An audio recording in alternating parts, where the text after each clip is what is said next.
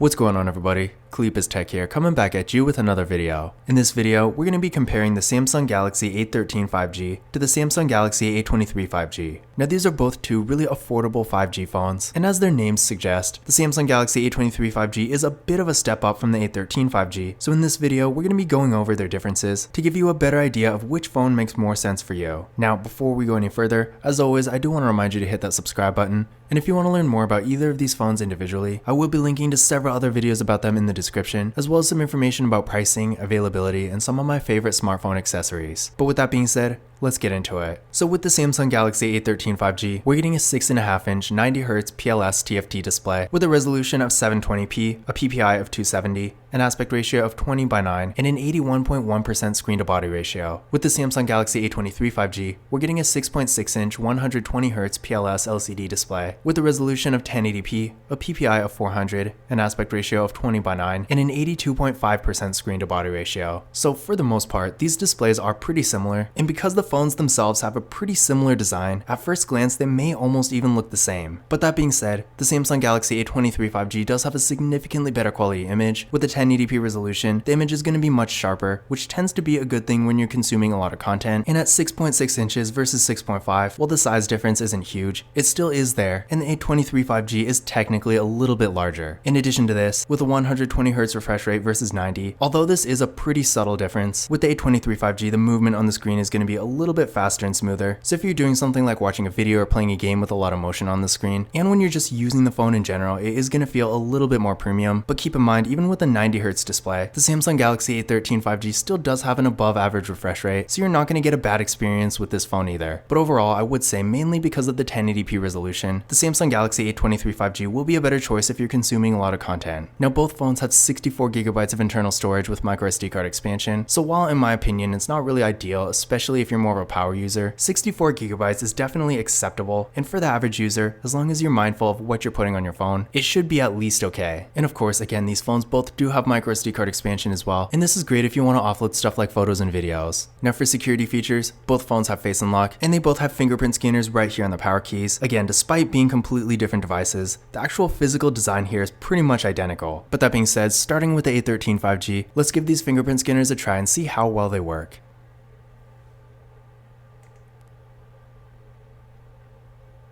There we go, one more time. And there we go. And now for the A23 5G. There we go, one more time.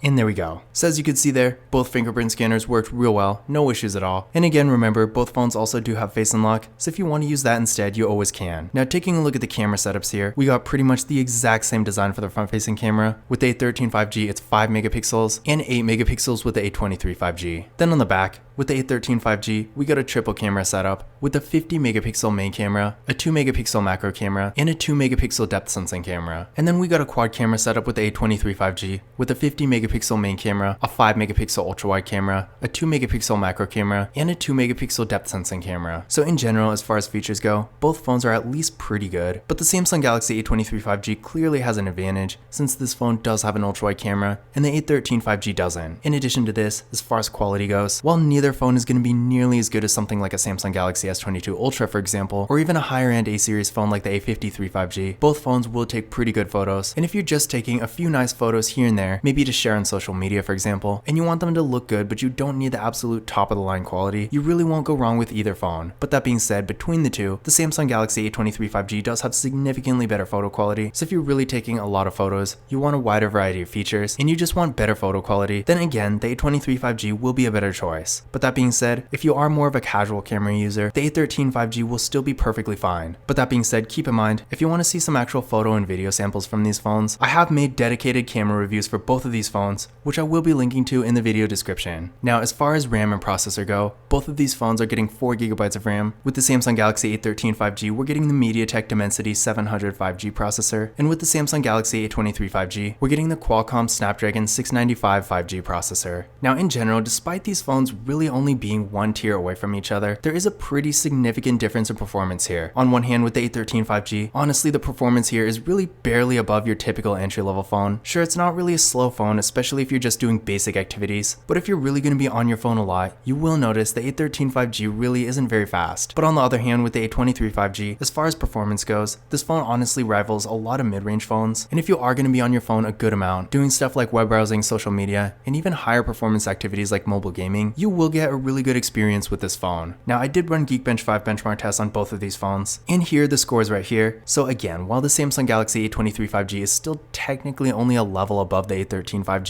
as you can see from this test, there is a significant difference in performance. But that being said, what I recommend doing is running this test on your current phone and comparing your results to these, and that's going to give you a better idea of which phone is a more appropriate upgrade for you. You may find that while the Samsung Galaxy A23 5G is obviously the faster phone of the two, the Samsung Galaxy A13 5G might be a good enough upgrade already. But that being said, in my experience, both phones do run pretty well, and while of course the A23 5G is much faster, I haven't had any performance issues with either. And if you are really just doing basic activities like web browsing, social media, and you're really just not going to be on your phone a whole lot, the A13 5G still will get the job done. Now, both of these phones have 5,000 mAh batteries, which in the US is pretty much the largest battery you can get in a smartphone. So if you want a phone with really good battery life and longevity, you're really not going to go wrong with either of these. That being said, the fast charging is a little bit different, with the A13 5G supporting 15-watt fast charging and the A23 5G supporting 25-watt fast charging. Now, I'm not really sure how many people actually care a whole lot about fast charging, but keep in mind, in my experience, with the right fast charger, the charging speeds with the A23 5G are significantly better. So if that is an important factor for you, definitely keep this in mind. But in general, again, if you're looking for a phone with a good battery, you're really not going to go wrong with either of these phones. Another thing to keep in mind here is that both phones do have NFC, so if you like to make contactless mobile payments using tap and pay, keep in mind you can do that with either device. But in conclusion, which of these phones is better? In general, I would say in pretty much every way, the Samsung Galaxy A23 5G is a significantly better device. First of all, the display is a lot better. With a 1080p resolution, if you're really consuming a lot of content, this will make a huge difference. And honestly, even the viewing angles are better on this phone. So if you're outside in the sun, for example, while I will warn you, in that kind of situation, the A23 5G still isn't ideal. It is still going to be a lot better than the A13 5G. So overall, if you are consuming a lot of content and you want the best display between the two, the A23 5G will be the better choice. In addition to this, the camera setup is also better. Not only does the A23 5G have an ultra-wide camera, whereas the A13 5G doesn't, but it also just takes better quality photos. This phone also has noticeably better fast charging, and of course, the A23 5G is much faster. That being said, to be fair, the A13 5G is definitely not a bad phone either, especially if you're just using it for more basic activities and you're not really going to be on your phone a lot. But honestly, even then, even though technically the A13 5G, being a slight tier under the A23 5G, is in theory supposed to be a little bit more affordable, with some of the deals I've seen carriers offer for the A23 5G, which I will be linking to in the video description by the way, you're most likely going to get this phone for either really affordable or even free. So honestly, in my opinion, the price difference isn't really that big of an issue. So overall, in pretty much any situation, the Samsung Galaxy A23 5G will be a significantly better choice that even if you have to pay a tiny bit more for, it's still going to provide a lot more value for the money. But if you're really not going to be using your phone a lot and you're just doing basic activities like web browsing, social media, sending text messages, making calls, stuff like that, and you somehow find a really good deal in the A13 5G, then in that case, this phone might make more sense to get. And again, despite the A23 5G being much better in my opinion, the A13 5G still is not a bad device. But this concludes my comparison between the Samsung Galaxy A13 5G and the Samsung Galaxy A23 5G. Again, if you want to learn more about either of these phones individually, I will be linking to several other videos about them in the description, as well as some information about pricing, availability, and some of my favorite smartphone accessories. But that's it for this video. If you enjoyed it and found it useful, be sure to give it a thumbs up and hit that subscribe button. Don't forget to follow Tech on Twitter and Instagram.